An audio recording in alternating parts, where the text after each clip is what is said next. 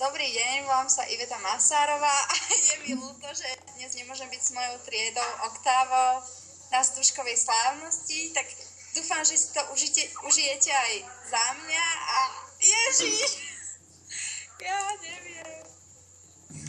Ešte raz.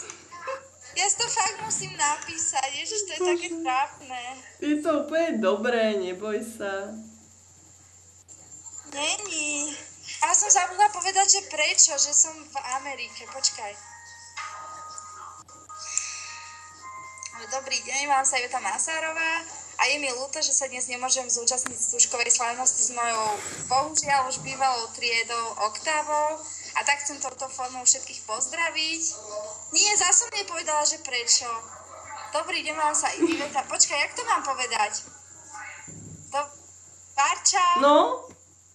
Si sa sekla, že dobrý deň, volám sa Iveta Masárová a je mi veľmi ľúto, že sa dnes nemôžem zúčastniť stužkovej slávnosti mojej bohužiaľ už bývalej triedy Oktávy, nakoľko som na pol roka odcestovala do Ameriky, aby som sa zlepšovala v tenise, alebo jak to mám povedať, tak?